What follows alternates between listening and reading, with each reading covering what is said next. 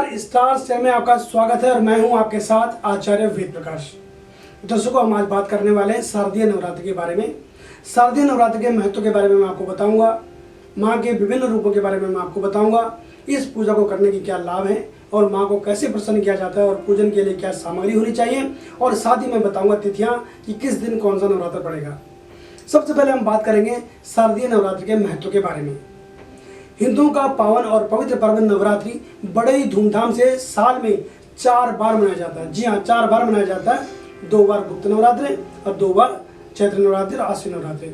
लेकिन ये जो आश्विन नवरात्रि यानी शारदीय नवरात्रि का जो त्यौहार है वो देश के हर क्षेत्र में बड़ी ही श्रद्धा और भक्ति के साथ मनाया जाता है। इसमें माँ भगवती के 9 प्रमुख रूपों की पूजा अलग अलग शक्ति के रूप में की जाती है। मुख्य तौर पर माँ सरस्वती, माँ लक्ष्मी और माँ महाकाली के रूप में पूजा की जाती है।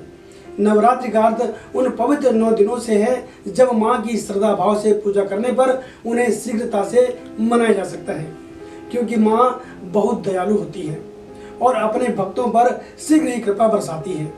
सभी भक्त अपनी श्रद्धा भाव के अनुसार इस दौरान व्रत आदि का आचरण करके माँ की उपासना करते हैं और वैदिक ब्राह्मण को घर बुलाकर दुर्गा सप्तशती का पाठ करवाते हैं। किसी भी तरह के जाने अनजाने में किए गए पाप, परेशानियों से मुक्ति और जीवन में सुख समृद्धि के लिए नवरात्रि में माँ भगवती की पूजा और अर्चना की जाती है, ताकि माँ की कृपा और माँ सरस्वती, माँ लक्ष्मी की कृपा हमारे ऊपर सदा बनी रहे।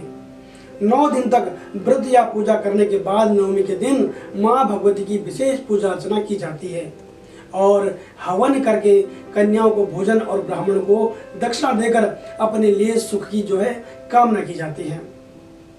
आश्विन नवरात्र के प्रत्येक दिन दुर्गा के अलग अलग 9 अवतारों की जो है वो पूजा की जाती है। इसमें कौन से 9 रूप हैं? प्रथमम शैलपुत्री च, द्वितीयम ब्रह्मचारिणी, तृतीयम चंद्रघंटेति कुसुमांडेति, चतुर्थम पंचमम स्कंद मातेति, षष्ठम कात्यायनीति, सप्तमम कालरात्रिति, महागौरी, अष्टमम नवमम सिद्धिदात्री च, नव दुर्गा प्रकृता। अर्थात इसकी जो पहला स्वरूप है वो है शैलपुत्री, दूसरा ब्रह्मचारिणी, चंद्रघंटा, कुष्मांडा, स्कंद माता, कात्यायनी, कालरात्रि, महागौरी और सिद्धिदात्री। इन 9 स्वरूपों की पूजा की जाती है। इस साल शारदीय नवरात्रि जो है वो 26 सितंबर 2022 यानी सोमवार से प्रारंभ होंगे और 4 अक्टूबर 2022 मंगलवार तक होंगे। 3 अक्टूबर को महादुर्गाष्टमी होगी और 4 अक्टूबर को महानवमी। अब मैं आपको बताता हूँ कि पूजा करने के क्या प्रमुख लाभ हैं। अगर आर्थिक परेशानी चल रही हो, शारीरिक परेशानी चल रही हो और मानसिक परेशानी चल रही हो तो माँ भगवती की पूजा और आराधना आपके इन सारे कष्टों को दूर कर सकती है। इसके अलावा घर में नकारात्मक ऊर्जा हो तो उसे सकारात्मक ऊर्जा में बदलने के लिए माँ भगवती की पूजा की जाती है।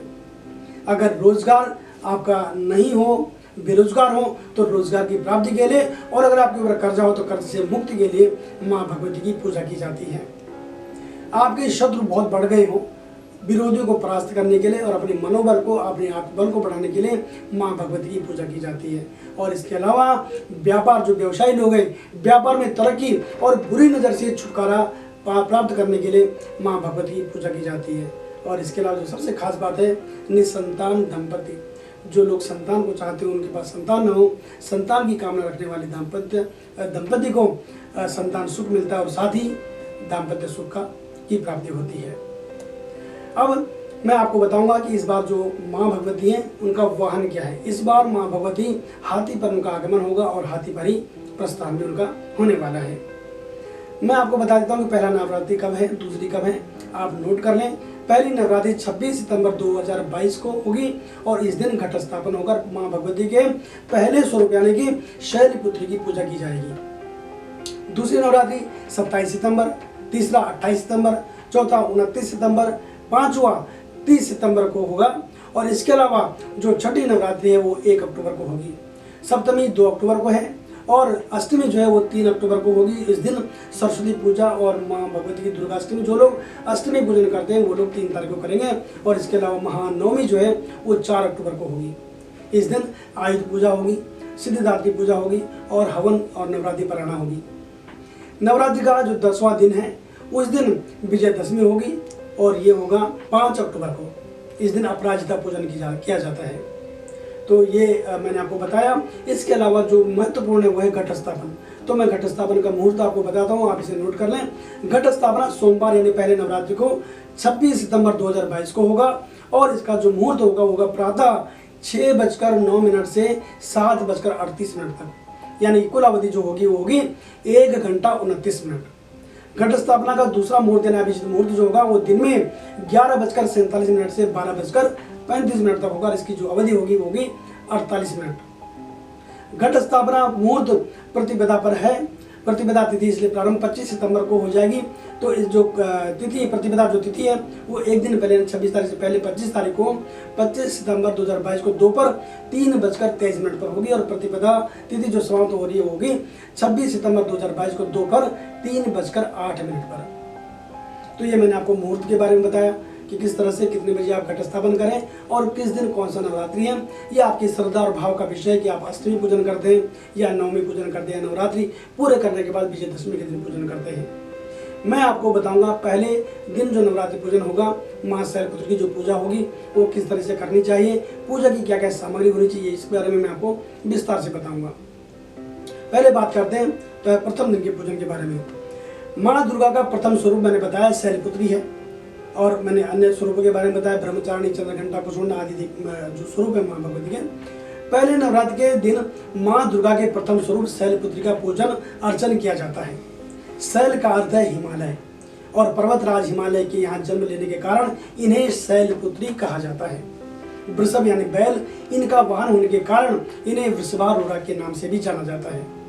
माँ भगवती के दाएं हाथ में त्रिशूल है, बाएं हाथ में इन्होंने कमल धारण किया हुआ है। इन्हें गाय का घी अथवा घी से बने हुए पदार्थों का भोग लगाया जाता है।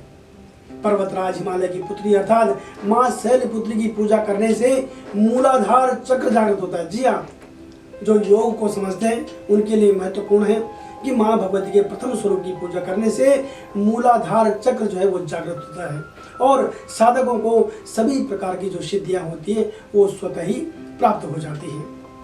जैसा कि सभी जानते हैं कि नवरात्रि में माँ दुर्गा के 9 रूपों की पूजा अर्चना की जाती है और 9 दिन तक पूजन करने के पश्चात आखिरी दिन 9 वर्ष से कम उम्र की जो कन्याएं होती हैं उनको देवी स्वरूप मानकर उनकी पूजा और भोजन तथा दक्षिणा देकर उनसे आशीर्वाद प्राप्त किया जाता है। अब मैं आपको बताता हूँ कि क्या तैयारियां होनी चाहिए आपके लिए पूजा करने से पहले। नवरात्रि शुरू होने से एक दिन पहले आपको सारा सामान इकट्ठा कर देना है और इसमें क्या सामग्री होनी चाहिए, मुख्यतः रोली हो गई, मौली यानी कलावा, जौ, तिल, धूप, दीप, नैवेद्य, फल, फूल, तांबूल, वस्त्र इत्यादि। इसके अलावा कलश के निमित्त एक लोटा, चाहे वो मिट्टी का हो, सप्तमृतिका, सर्वौषधि और जटायुक्त नारियल और आम के पत्ते की व्यवस्था आपको पहले दिन कर लेनी है।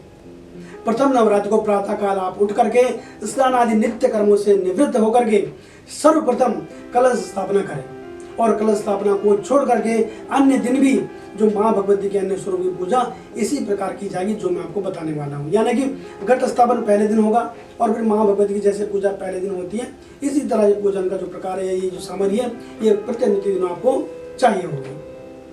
ठीक है। पूजा के दिन जो सर्वप्रथम अपने आसन शुद्धि करके आचमन करना है, फिर आसन शुद्धि करके अपने मस्तक पर चंदन लगाना है, टीका लगाना है, फिर दीपक जलाएं और स्वस्ति वाचन या शांति पाठ करना चाहिए। इसके पश्चात कार्य की सिद्धि के लिए संकल्प लेकर फिर गणेश और दुर्गा का ध्यान करते हुए अन्य देवी देवताओं का पूजन करना चाहिए और दूध, दही, घी, शहद आदि से माँ भगवती को स्नान करवा करके वस्त्र दान करना चाहिए। षोडशोपचार विधि से पूजन करना चाहिए और अंत में माँ भगवती की आरती करनी चाहिए। दिन भर व्रत का आचरण करके शाम को देवी को भोग लगाकर अपने परिवार सहित माँ भगवती की पुनः आरती की जानी चाहिए। तत्पश्चात अपना व्रत खोलना चाहिए। यहाँ पर मैं आपको एक चीज और बता दूं, नवरात्रि है, अक्सर नवरात्रि का अर्थ है नवरात्रि के दिन, यानी कि वैसे तो रात्रि के दिन, रात्रि के समय पूजन होना चाहिए और जप होना चाहिए, जागरण होना चाहिए, लेकिन ऐसा संभव नहीं है। आज की कामकाज की जो जिंदगी है ऐसा संभव नहीं है। तो अपनी सुविधा के अनुसार, अपनी भाव के अनुसार, अपने श्रद्धा भाव के अनुसार आप अपने हिसाब से चाहे दिन में करें चाहे रात्रि में करें माँ भगवती का पूजन करना चाहिए। और निश्चित तौर पर जो माँ भगवती के स्वरूप की जिस भाव से पूजा करती है माँ भगवती, उनके ऊपर प्रसन्न होकर उनको आशीर्वाद देती है। तो ये थी पहले नवरात्रि के दिन आप किस तरह से पूजन करें। मैं दूसरे वीडियो में आपको बताऊंगा माँ भगवती के दूसरे स्वरूप के बारे में कि उनकी पूजा किस तरह से की जानी चाहिए। तो आप इसी तरह से अपनी तैयारी करें। मैं माँ भगवती से प्रार्थना करूंगा कि वो अपना आशीर्वाद आपके ऊपर बरसाए। नमस्कार। नवरात्र की ढेर सारी शुभकामनाएं आप सभी को।